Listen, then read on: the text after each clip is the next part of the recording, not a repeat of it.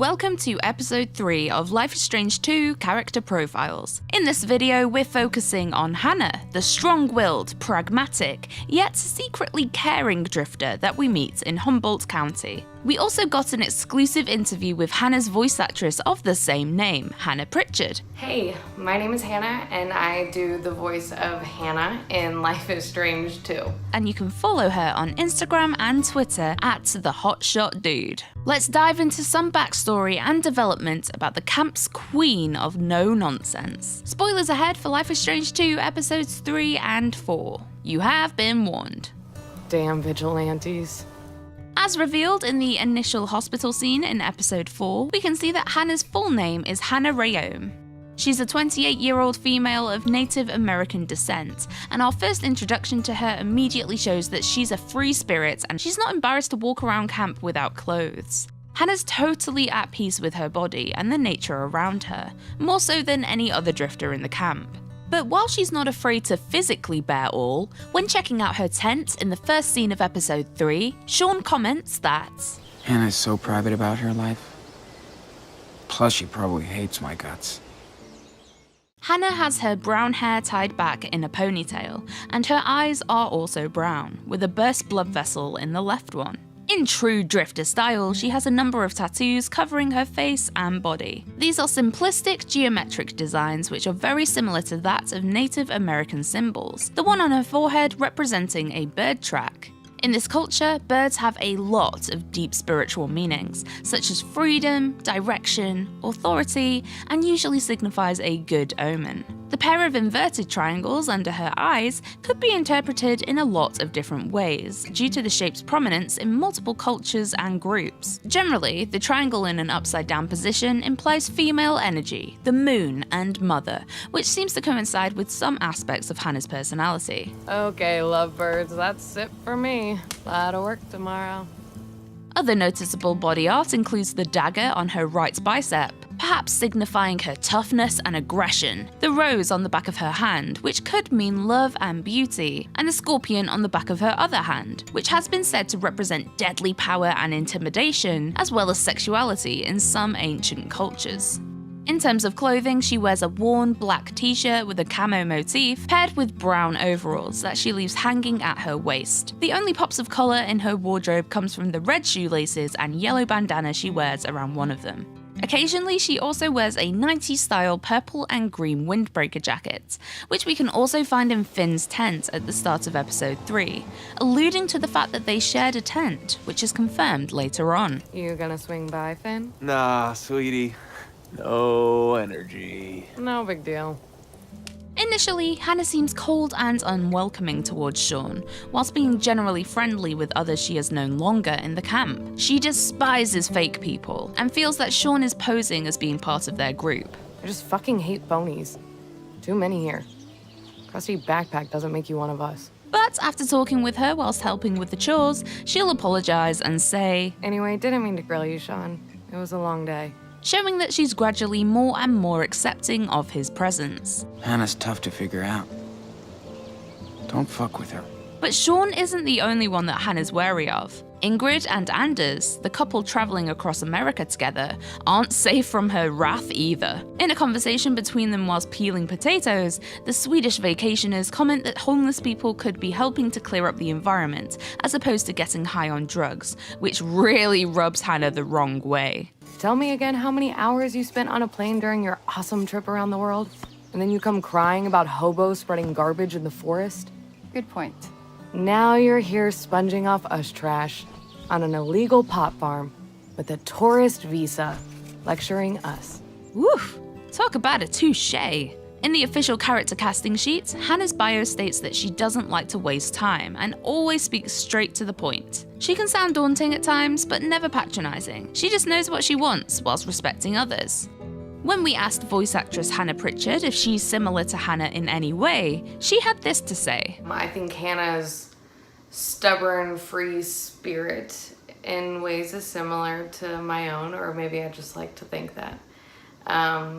She is very matter-of-fact about what she wants, and she goes for it no matter what anybody says, and I think I'm kind of similar in that manner. We also asked how she gets in the zone to deliver Hannah's lines, and she has an interesting method. The director and producer would tell me to envision Hannah with a glass of whiskey in one hand and a cigarette in the other hand when I was delivering lines. You feel us, Sean?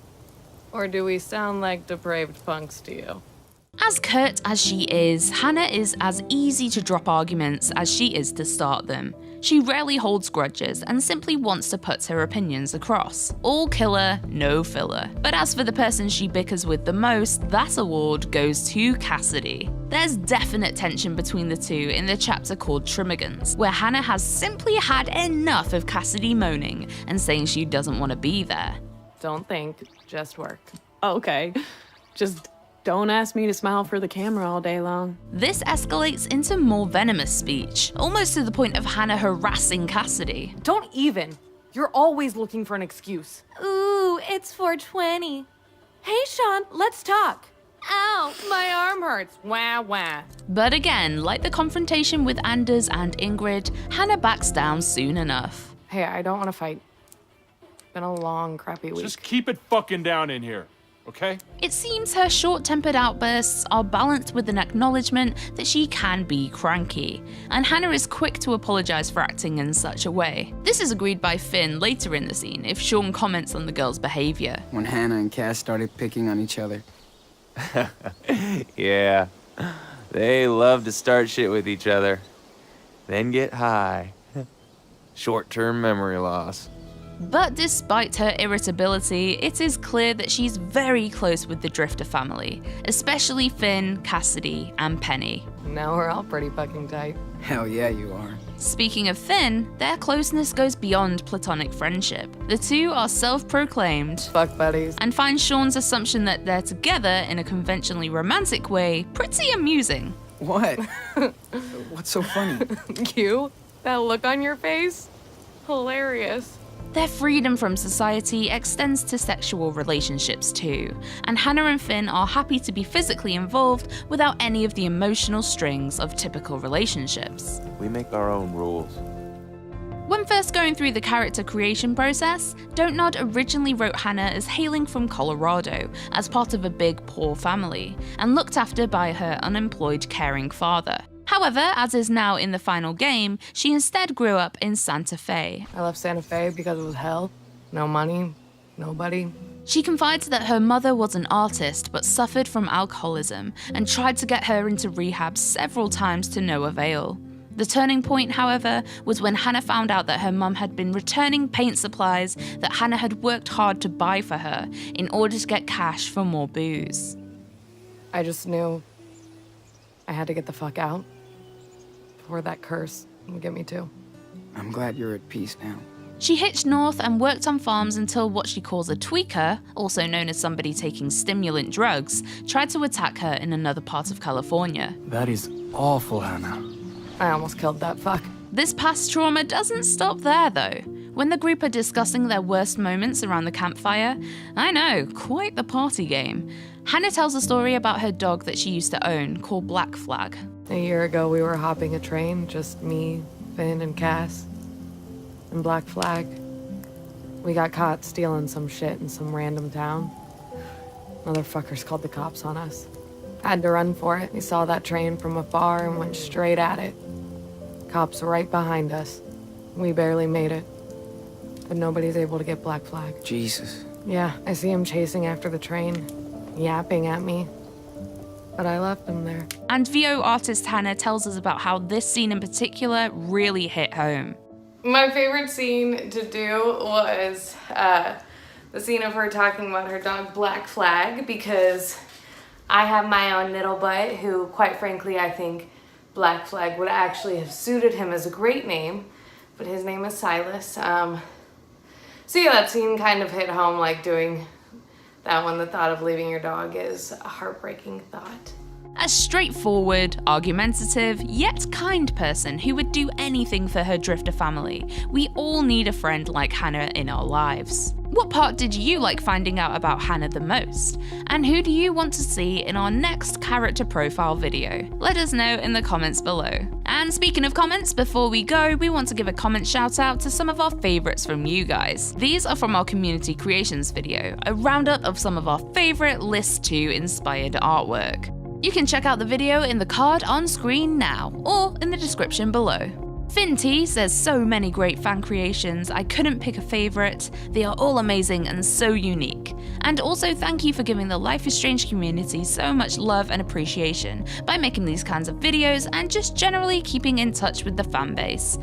It makes us feel even closer to the franchise, knowing the team behind List cares about their community. Smiley face. Dylan Dunn says the Life is Strange community is hella awesome, and Haley Scott says so awesome to see so many awesome fan arts I've admired before get the attention they deserve. Be sure to subscribe to the YouTube channel and hit that notification bell to be updated whenever we upload videos. I've been Lucy from the Life is Strange team here at Square Enix, and we will see you guys in the next one. Bye bye for now.